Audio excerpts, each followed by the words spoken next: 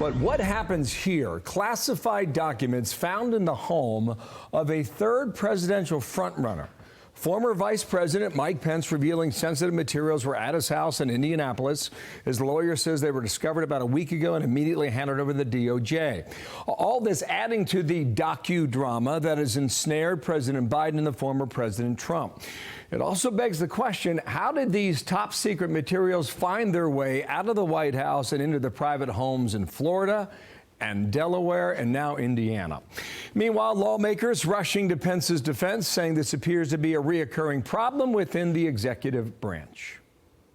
When Mike Pence found me, the first thing he did was provide him over. He's called Comer on the oversight and say, I want to work because I want to make sure this never happens again. There's a systemic problem with former occupants of the presidency and vice presidency having classified information at their homes when it shouldn't be there, or at their libraries or their university repositories. I have never met a man in politics who has more integrity than Mike Pence. A very different situation from what Joe Biden how he has been handling his situation. So I want to bring in Andy McCarthy for more on this. And Andy, good morning. We're relying on you a lot lately, so thanks for coming back. Your headline's this: everybody does it, ?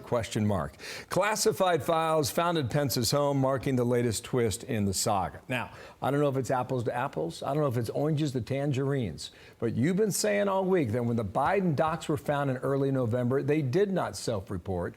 They reported to the White House. How do you see this now, today, with Pence? Well, Pence reported to the National Archives, but it's interesting, Bill, the National Archives handled it differently this time. So the last time they picked up the documents, and it was only when the Inspector General at the National Archives realized what was going on that it got referred to the Justice Department. This time, when Pence reported to the National Archives, they immediately sent FBI agents to Pence's home to claim the documents. And then I think there were other materials that were not classified that were driven from Indiana to Washington. So it was handled differently, but it's the same problem. The media is trying to find these kind of similarities as well. Call for number 4 will show you a little taste of that. It appears that former Vice President Pence and President Biden handled these scenarios pretty much the same as one another. We went through this with Biden. He said he was surprised. I think it's clear former Vice President Pence was surprised as well. You treat the situation the same, and I think what everyone says is clear. Based on what we know so far, Pence and Biden seem to be in a more similar situation. So, Andy, that's some of the media's take.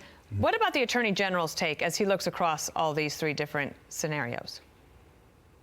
Well, I think a couple of things, Dana. One, the messaging you're hearing is part of the plan, I think, to shift the consideration of Trump's case to obstruction of the grand jury rather than just the retention of the documents, because that's the thing that's different about the Trump situation than these other situations. So I think you're going to hear a lot of rhetoric about obstructing the grand jury and not so much about why are these officials retaining these classified documents.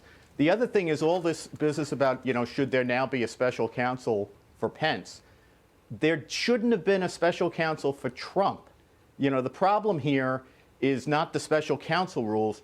The problem is that Garland politicized the special counsel designation for Trump. There was no reason the Justice Department couldn't continue investigating Trump. The only time you need a special counsel is when you have a conflict of interest, as when the Biden Justice Department has to investigate the Biden administration.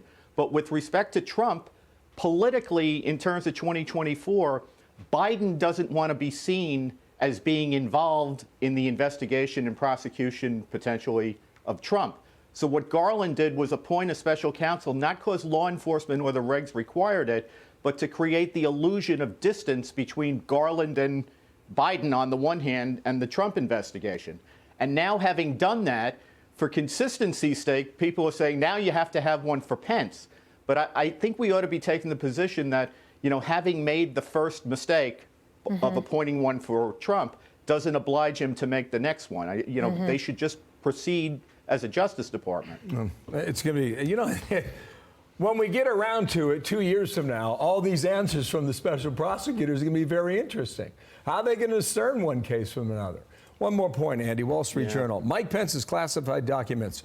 Will the 2024 contenders who don't have secret materials raise a hand? Is this the new test for you as a candidate? Well, I ask you guys, because you cover the broad span of this, don't you think people get sick of, like, whether it's border enforcement or the debt or the budget or now this, what we hear is they come back and say, see, the system is broken.